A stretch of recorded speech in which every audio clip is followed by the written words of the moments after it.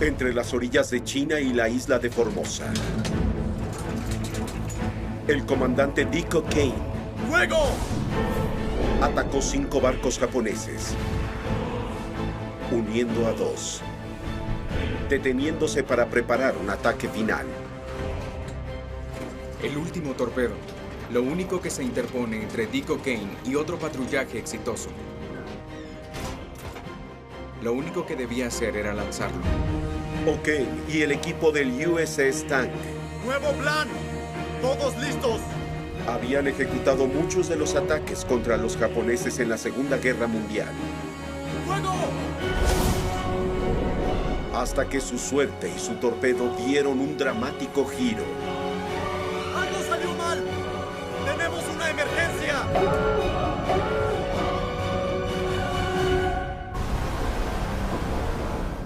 En la Segunda Guerra Mundial, un arma submarina permitía a los soldados pelear por debajo del mar. Con astucia, fuerza y tenacidad, sus enemigos contraatacaban.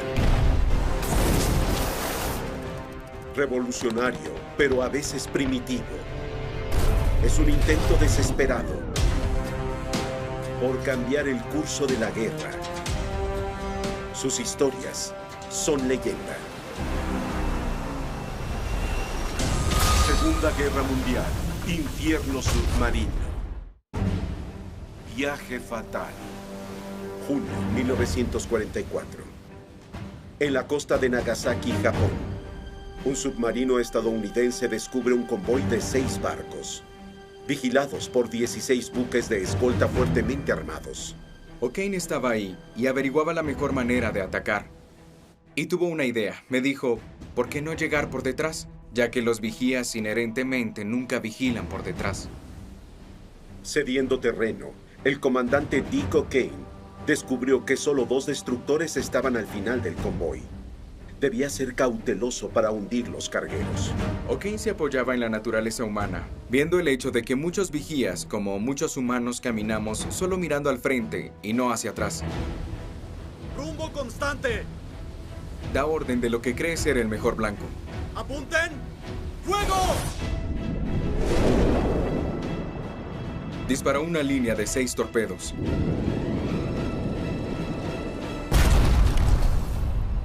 Veía las detonaciones. Y eran luces iluminando la noche. Pero el USS Tank debe escapar del convoy. Están rodeados de barcos enemigos. Cuando las explosiones terminaran, toda esa atención de los japoneses estaría en esos barcos.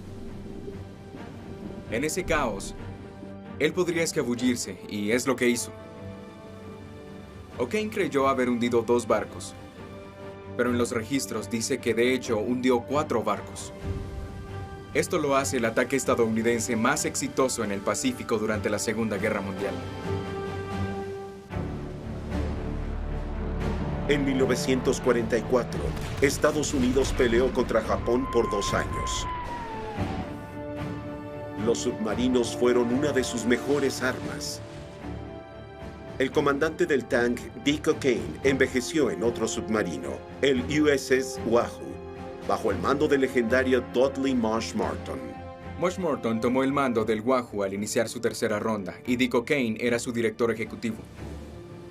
Ellos eran buenos amigos. Podían ver el combate de una forma muy justa. Dick O'Kane era igual de agresivo que Marsh Morton, así que realmente formaban un equipo de batalla perfecto. Morton le da al capitán su primera ventaja. Fue entrenado básicamente por Morton. Y lo interesante sobre el entrenamiento es que normalmente el comandante es el que mira por el periscopio, averigua lo que sucede y hace el resto. Morton prefería hacer los planes y saber cuál era la situación. Le gustaba que el director ejecutivo, que era O'Kane, hiciera el trabajo en el periscopio. Eso lo preparaba para ser un comandante. Era agresivo y bueno en su trabajo. Después de 5 rondas en el Wahoo, O'Kane permanece en tierra para comandar el nuevo y oficial tank. El ascenso quizás salvó su vida. 3 meses después de la reubicación de O'Kane, Morton y el Wahoo fueron declarados vencidos y perdidos.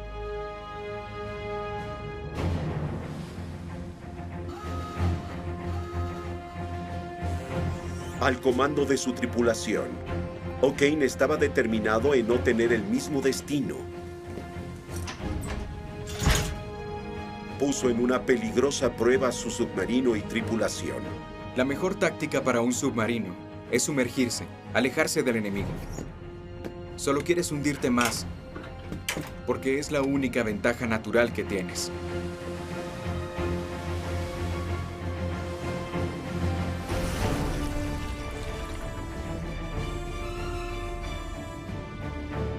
El USS Tang es un submarino estadounidense de clase Balao, hecho de acero de lata resistente, 20% más grueso que sus predecesores, construido para resistir más presión que cualquier otro casco. El submarino clase Balao fue sin duda el submarino más artesanal que los Estados Unidos tenían en su arsenal. Mientras la tecnología antisubmarina japonesa era más agresiva, la habilidad de escapar de los submarinos estadounidenses era más primordial. La Marina certificó al Tang para sumergirse 122 metros, casi 31 metros más que submarinos anteriores.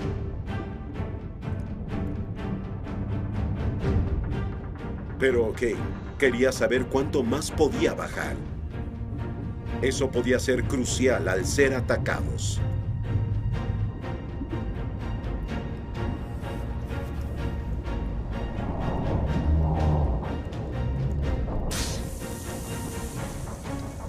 Algunos de los delicados equipos no podían resistir a tanta presión oceánica. Mientras se sumergía a 61 metros más de lo que podía resistir. ¡Listo! ¡Súbanlo ya! ¡Sí, señor! ¡Subiendo! ¡Subiendo!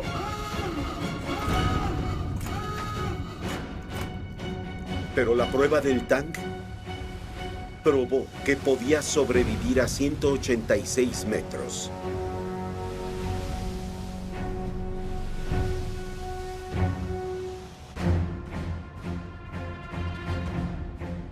Mientras el enemigo avanzaba, O'Kane necesitaría toda la ayuda que obtuviera. Los japoneses finalmente saben de la amenaza que representan los submarinos estadounidenses y crean la Gran Flota de Escolta, que cuenta con 60 buques. La Gran Flota de Escolta fue creada para proteger el embarque japonés. Asignaban un número de barcos, normalmente 3 o 4, para escoltar quizás unos 12 barcos que transportaban productos. Algunos escoltaban aproximadamente 300 cargas de bombas submarinas que podían detonarse a profundidades específicas.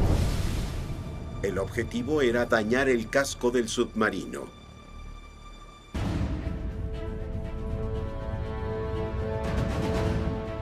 Para agosto del 44, menos barcos mercantes zarpaban de puestos de avanzada imperiales. El USS Tang fue enviado a aguas japonesas a buscar objetivos. Quiero otra orientación. La orientación es 270, capitán. Con pocas probabilidades, O'Kane localizó 2 cargueros. ¡Disparen el tubo 5! Ignorando una pequeña escolta que se preparaba para atacar. Muy bien, sumérjanlo. O'Kane ordenó sumergirse para evadir la cortina de fuego. Pero la profundidad es menos de 61 metros, aún estando en el rango de supervivencia. En su cuarta ronda fuera de Honshu, Dick O'Kane experimentó el peor ataque bajo el agua que tuvo en 10 rondas de submarinos.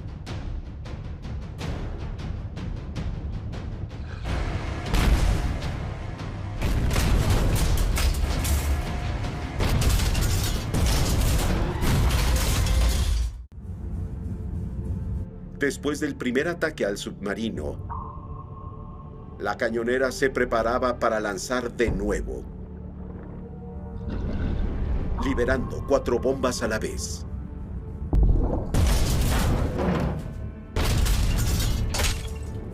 Sin luces ni medidores, Los marineros cayeron al suelo durante el ataque.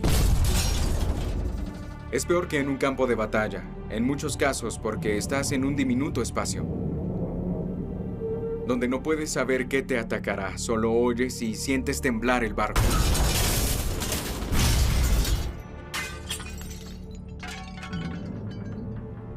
Cuando un submarino se pierde, usualmente es con todos a bordo.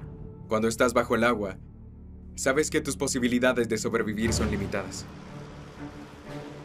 O'Kane y su equipo saben que solo ha habido un caso de rescate de un submarino. En 1939, 33 marineros consiguieron ser rescatados cuando el USS Squalus se hundió en una prueba de inmersión en el Atlántico. La ubicación del submarino cerca de costas estadounidenses lo hizo posible. 5 años después, y a miles de kilómetros, O'Kane ordenó ir a la izquierda y arriesgarse a ir a toda velocidad, preocupado de no poder resistir más.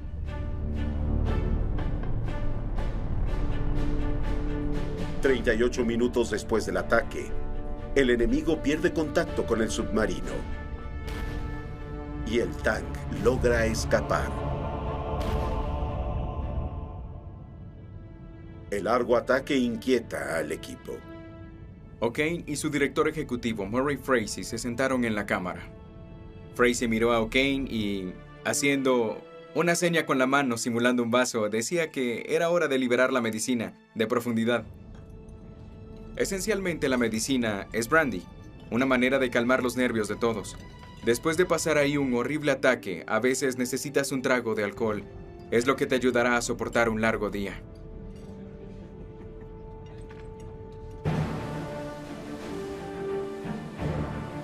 Dos semanas después, O'Kane regresa a la base. Con 4 rondas, el promedio de hundimiento del tanque es de 11 días. La doble tasa de cualquier otro submarino. En 4 rondas, Dick O'Kane había hundido 17 barcos por casi 72,000 toneladas. Y estaba hambriento de acción.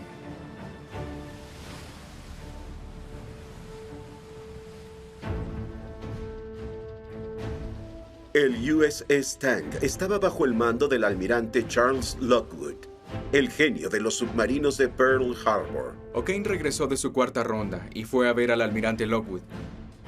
El almirante quería avanzar y enviarlo atrás lo más pronto posible. Quería tener a su mejor capitán para ayudar. Lockwood se enfrentó a una audaz directiva. Fuerzas estadounidenses lideradas por el general MacArthur iban a atacar las Filipinas. Si tenían éxito, pondrían aviones de guerra aliados cerca de Japón. MacArthur realmente quería atacar las Filipinas. Si íbamos hacia allá, los japoneses no podían estar a salvo. Y para entonces los japoneses vieron que si no nos detenían, podríamos atacar Japón. Lockwood tenía órdenes de hundir barcos enemigos que reforzaran las guarniciones japonesas.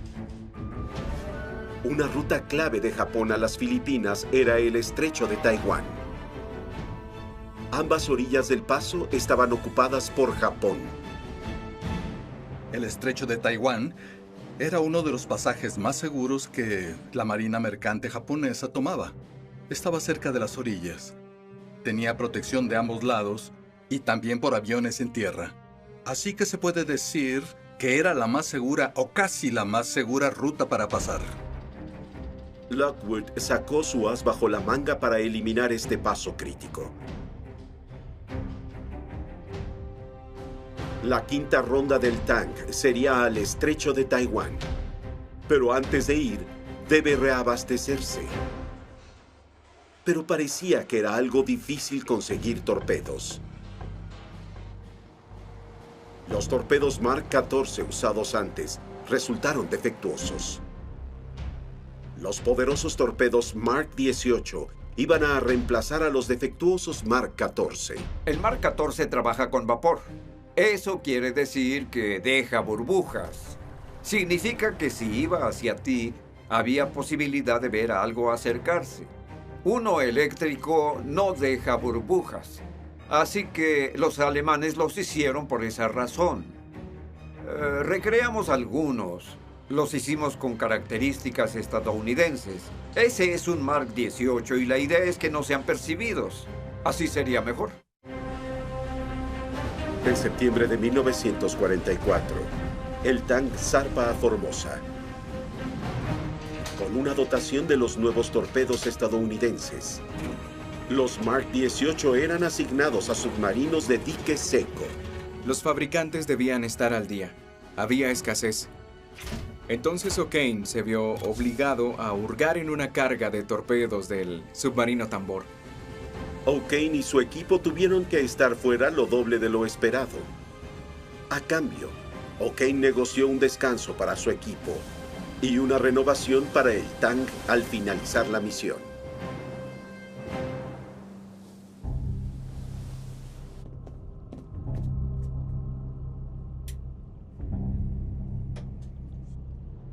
Viajando 2.400 kilómetros, la temporada de tifones en el Pacífico retrasó el progreso del tanque.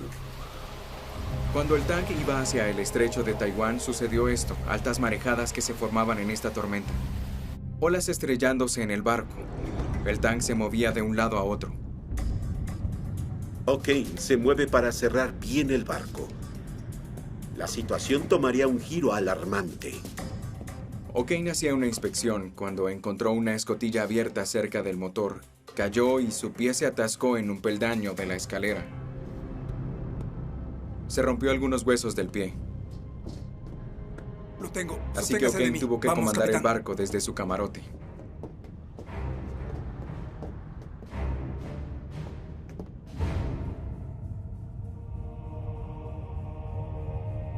...4 de octubre.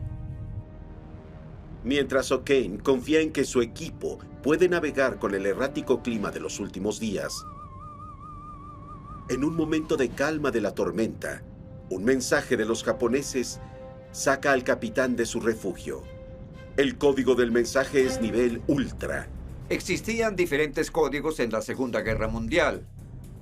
Ultra es básicamente usado para códigos militares. Muchos de los códigos aliados de la Segunda Guerra Mundial eran Unión. Había tropas en Bletchley Park y también las había en Melbourne. Muchas de esas unidades trabajaban juntas y eso nos daba un vistazo a la sincronización de operaciones japonesas. Capitanes como O'Kane usaban la inteligencia para precisar la ubicación de barcos enemigos. Basados en eso, estos submarinos eran literalmente dirigidos al punto donde esperaba que hubiera la mayoría de unidades japonesas o convoys.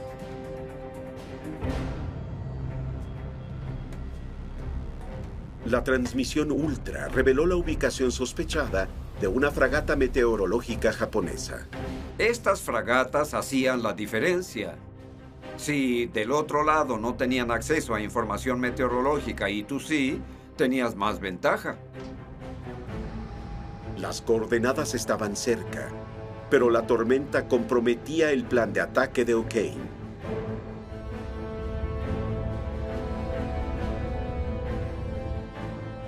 El violento mar complicaba aún más el hallar la fragata meteorológica japonesa. Normalmente, en estas situaciones, un capitán hundiría el submarino y navegaría por lo profundo. Pero el comandante del tanque se negaba a que el enemigo les disparara. Llevó el submarino a la superficie para buscar a través de la lluvia. Era peligroso que los marineros estuvieran afuera durante una tormenta así. Ellos podían caer y ser llevados por el mar. O'Kane estaba en una situación difícil, ya que debía estar en posición. Pero también podría perder su barco si no era cuidadoso. Tanto O'Kane como el clima eran imparables. A las 3:30 am, una violenta ventisca los forzó a dejar de vigilar. El tanque estaba en las garras de un tifón. Las olas eran muy altas, de unos 29 metros. Muchos a bordo pensaron que sería el fin. El mar azotaba a babor del tanque, inclinando el submarino a estribor. Llegó al punto de mirar el inclinómetro y ver 70 grados en él. Preguntó si volvería a la normalidad y el director ejecutivo dijo que sabía que a veces no.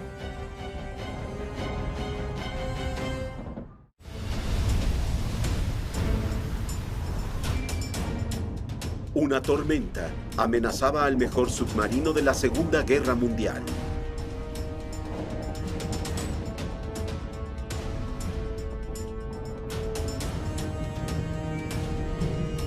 Si el comandante O'Kane se sumergía para evitar el clima, las olas podrían volcar al USS Tank.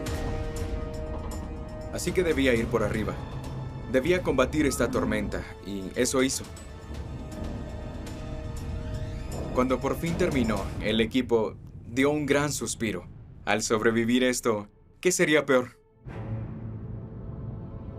La fragata japonesa que antes estuvo ahí se había ido. Al desviarse, O'Kane y su equipo trazaron una ruta para ir a la isla Formosa, donde las fuerzas aliadas movilizaban un crítico ataque. Su objetivo eran los aeródromos principales, destruyendo miles de aviones enemigos, para que Japón no pudiera detener el asalto de MacArthur a las Filipinas.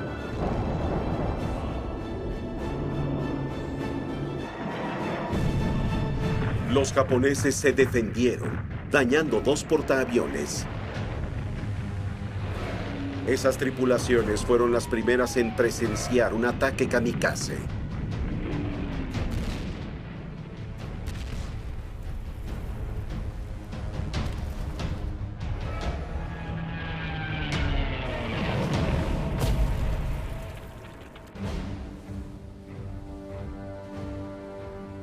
El USS Tank llegó entre el caos para unirse a la batalla. La misión de O'Kane era hundir buques de reabastecimiento japoneses en las Filipinas. Capitanes como Dick O'Kane sabían cuál era su trabajo. Sabían que su éxito equivalía al número de barcos japoneses que hundieran, al tonelaje de japoneses que llevaran al fondo del mar. Llegaron con 24 torpedos y querían regresar sin nada, querían usar todos.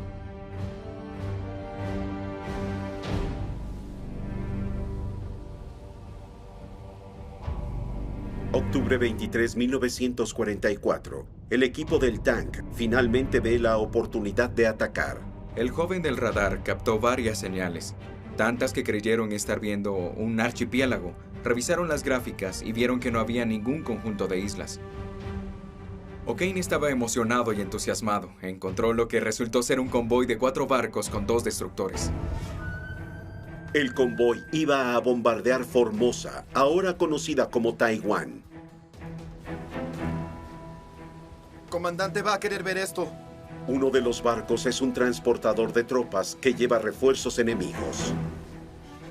Si el objetivo era un buque, destruirían materias primas. Si eran transporte, destruirían tropas. Y si creían que el suministro de tropas no tenía fin, lo que las matara en el camino ayudaba.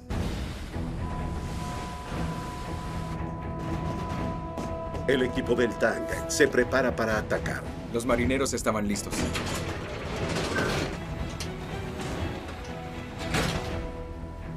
O'Kane debía pasar desapercibido para los enemigos. ¡Marca rumbo constante! Lo analizaba pues quería lanzar un muy buen ataque. Vio el momento justo cuando uno de los destructores salió de la formación y comenzó a darle vuelta al convoy, revisando y asegurándose de que estuvieran formados. El tiempo era perfecto. O'Kane se movió a la posición del destructor, sabiendo así que en el radar de los otros barcos japoneses aparecería apareciendo una escolta más. Decidió que se incorporaría y se volvería parte del convoy japonés. En un radar por la noche, el submarino parecía un destructor. O'Kane continuó con el engaño. Lentamente se hizo a un lado, imitando los movimientos de la escolta. Luego permitió que los otros barcos lo sobrepasaran. A ese punto podía ponerse en posición y tener todos juntos a esos barcos. objetivos para poder dispararles.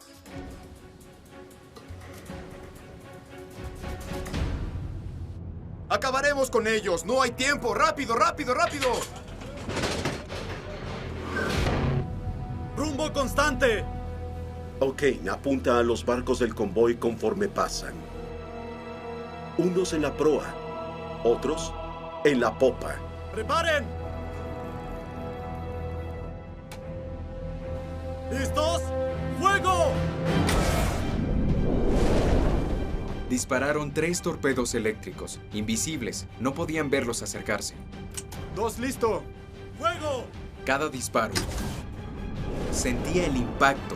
Temblaba el submarino cuando el aire comprimido impulsaba los torpedos. Esperó menos de un minuto cuando las explosiones iluminaron el cielo nocturno. El audaz ataque de O'Kane hunde rápido 2 barcos japoneses. Pero la emboscada revela la presencia del Tang. Hasta ese punto, uno de los barcos se voltea y ve al Tang e intenta embestir a O'Kane. ¡Al radar! ¡Denme una señal!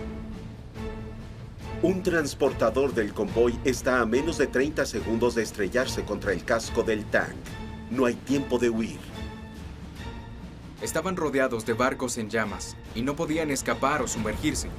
Dan vuelta a la izquierda a toda velocidad. Se dirigen directo hacia un lado de un barco japonés.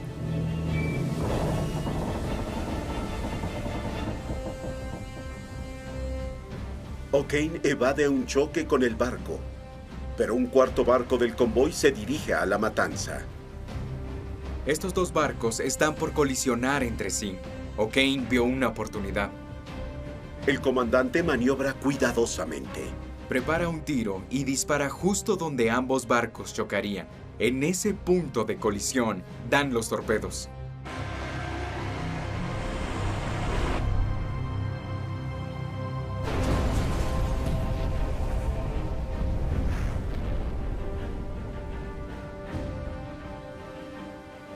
Produjo una gran masacre ahí. Los barcos colisionaron, explotaron.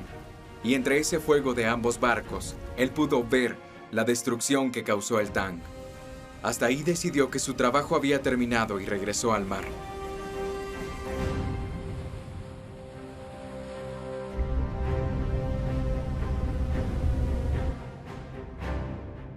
Al amanecer, unidades de patrulla japonesas siguen al submarino. ¡Quiero nuevo rumbo! 272.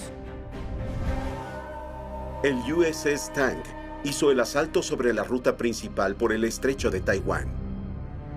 O'Kane creía que los japoneses regresarían sus convoys cerca de costas chinas para intentar disuadir al submarino. El agua no profunda erosiona la ventaja de inmersión del Tang, dejándolo más vulnerable a los ataques. Es un riesgo que el capitán del Tang está dispuesto a tomar. ¡Sí, señor! ¡Súbanlo, súbanlo, súbanlo!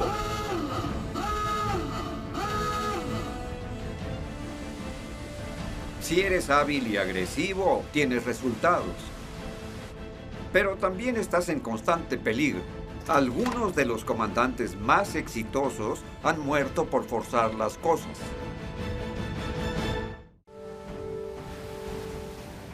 El 24 de octubre, el joven del radar captó otro convoy.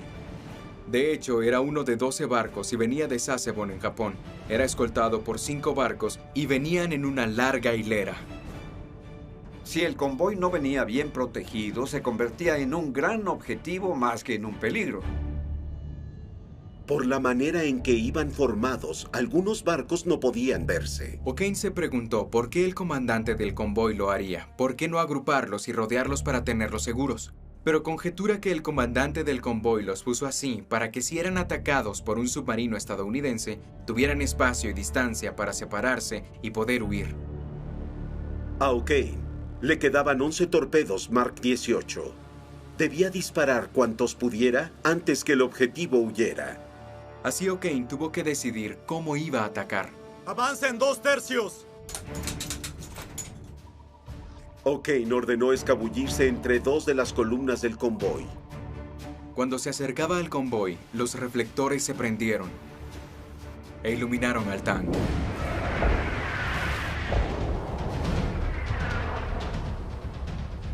El equipo se apresuró a atacar a los barcos antes de que las escoltas se movieran. ¡Preparen! Fijaron la vista en uno y dispararon. ¡Fuego! ¡El quinto en camino! Fue al siguiente, disparó una y otra vez.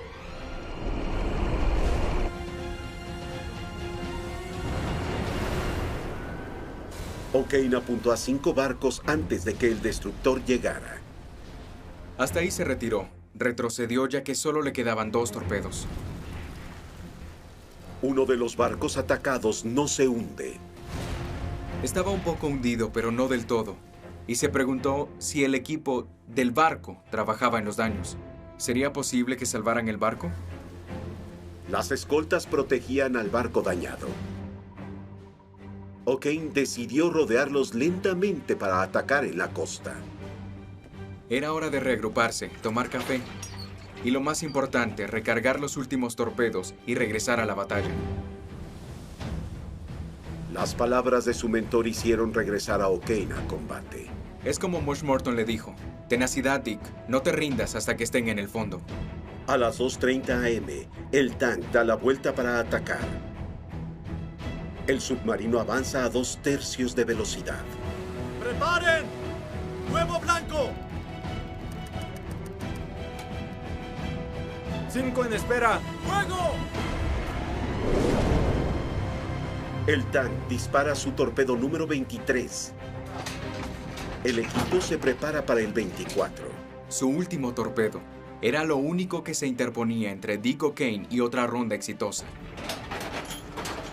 Se dirigiría de regreso a San Francisco para tomarse un descanso. Unos meses en California. Un buen descanso de la guerra para todos. Solo debía hacer un último disparo. ¡Fuego!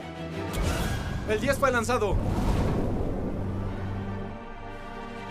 El último torpedo sale del casco del Tang. Todos gritan de alegría. En el submarino, todos aliviados. Un hombre gritó: ¡vayamos a casa! No había más torpedos. La ronda terminó. Pero segundos después, algo sale mal. Dick O'Kane había terminado hasta ahora. ¡El torpedo está girando! Pero de inmediato vio que tenía un problema. Un gran problema. El torpedo iba en otra dirección. El último torpedo hizo la carrera circular. ¿Qué era eso? Regresaba a ellos. Un timón vertical dirige al torpedo de 1.420 kilogramos. Pero no va en la dirección correcta. Si el timón se había bloqueado, en vez de ir al nuevo curso, se quedaría ahí y seguiría girando. ¡Radar! ¡Denme nueva señal! 258 kilogramos de explosivos viajan más rápido que un submarino. Podía ver la fosforescencia detrás de él, como la cola de un cometa. Así podía trazar su curso acercándose. Miraba con horror cómo ese torpedo regresaba al submarino. El torpedo se dirige a estrellarse al costado del Tang. El tamaño del submarino es el de un campo de fútbol y él solo tenía 10 segundos para intentar colear el submarino fuera del curso del torpedo. El Tang y otros submarinos eran muy grandes y no podían maniobrar tan bien como uno pequeño. ¡Quiero que todos estén alerta! De inmediato ordena velocidad de emergencia y da vuelta a la izquierda para girar rápidamente. ¡Debemos irnos ¡Guarda! rápido! ¡Guarda! A 27 segundos de haber lanzado el último Mark 18.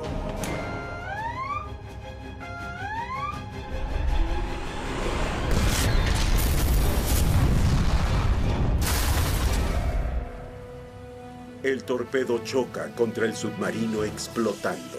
El torpedo llegó a estrellarse contra la popa del Tang, haciendo un gran hoyo, y de inmediato los compartimientos se inundaron.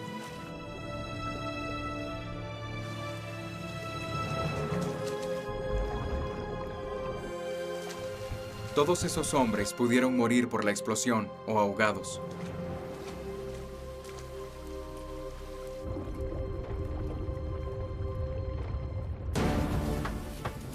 Para el resto del equipo reina el caos.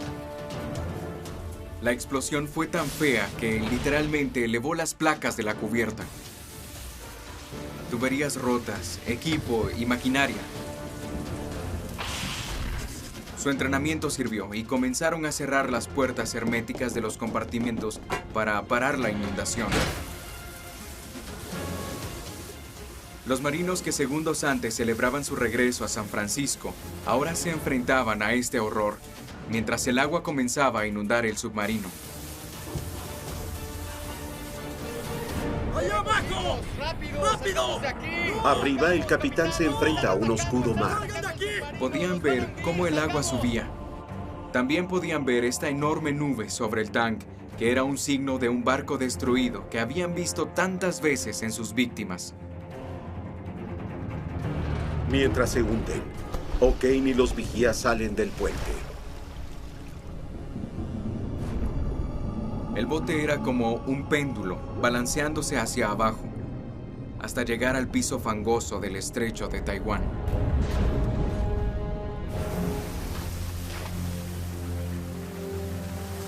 Los sobrevivientes tienen una oportunidad. Una escotilla de escape en la sala de torpedos en la proa. Solo una cámara de escape se interponía entre esos hombres y la muerte.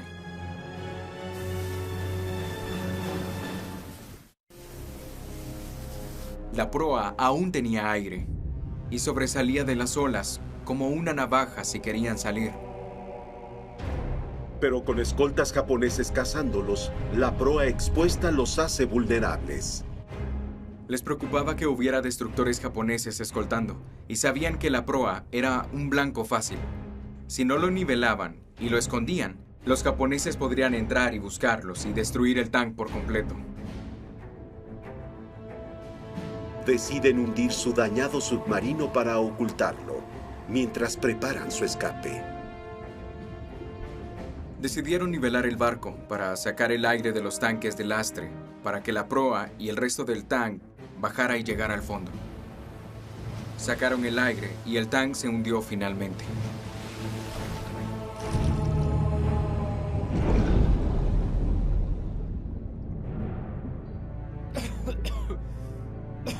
En ese punto, los que estaban en el submarino debían caminar en la sala de torpedos hasta la escotilla de escape. Era un viaje en un submarino destruido. Habían chispas, y algunos otros intentaban destruir libros de códigos. Otros tenían piernas o brazos rotos, o se habían abierto la cabeza con las esquinas del equipo y sangraban. Debían mover a los heridos hasta sacarlos. Una hora después de hundirse, los últimos hombres llegan a la proa. Llegaron a la sala de torpedos. Una docena de ellos se quedaron ahí dentro y cerraron. En la sala de torpedos estaba la escotilla de escape. El submarino se encontraba a 55 metros debajo de la superficie. El equipo usó un artefacto especial de respiración para ayudarlos a ascender. Un respirador Momsen, una lata de cal soldada, captura el dióxido de carbono. Así el aire se recicla y se respira de nuevo. Es un artefacto que incrementa la oportunidad de sobrevivir. Debían hacer una pausa después de subir muchos metros y nivelar la respiración y el aire hacia los pulmones. En teoría es un concepto simple, pero cuando un submarino se pierde, todos se pierden con él. Era todo o nada. En pocos casos, habían sobrevivientes. Mientras se preparan para enfrentar el océano,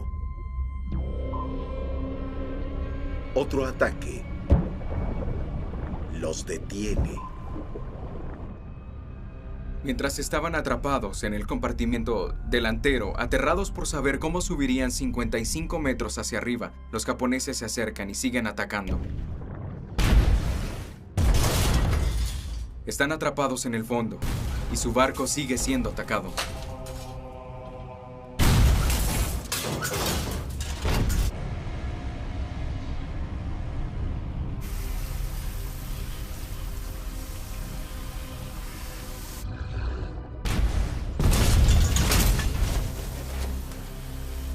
Los indefensos hombres reciben un fuerte ataque final, antes de un gran silencio en el mar. Las condiciones hasta ahí, en la sala de torpedos del Tang, eran horribles. En todos los compartimientos de batería había fuego. Todo era difuso, la presión aumentaba, el calor y la humedad también. Todo combinado debilitaba la energía de esos hombres, que enfrentaban una prueba de vida o muerte mientras intentaban salir de ese barco. 13 hombres unen sus fuerzas para intentar escapar. Es una abrumadora tarea porque 55 metros equivalen a un edificio de 18 pisos. Otros no quieren o no pueden. Al final muchos decidieron rendirse y se quedaron recostados.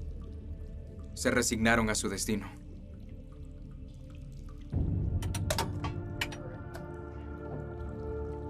A las 8 a.m., la escotilla de escape se cierra por última vez.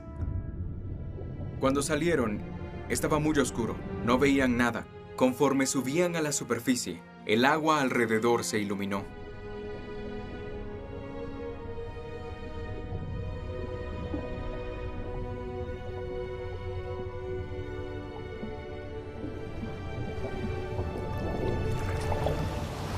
Solo 5 de 13 hombres sobreviven. Incluso aquellos que escaparon y llegaron a la superficie no tenían garantizado sobrevivir. De hecho, algunos de esos hombres podían ver salir a otros vomitando, con sangre en sus narices. Estaban tan exhaustos y mal que se ahogaron estando a solo unos metros de sus amigos. Sus cuerpos fueron sacados por la marea. Las aguas poco profundas donde se hundieron pudieron salvar sus vidas. Incluso en aguas más profundas tampoco podían haber sobrevivido. Otros 4 del puente y la torre de mando pudieron sobrevivir la noche.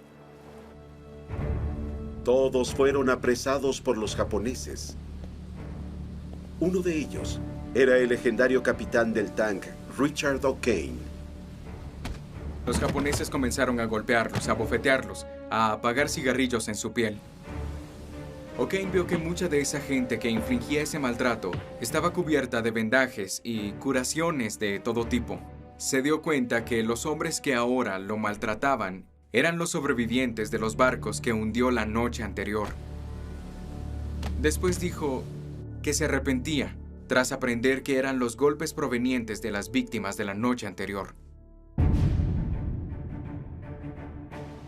Los sobrevivientes del Tang pasaron el resto de la guerra como prisioneros en campos de prisión japoneses.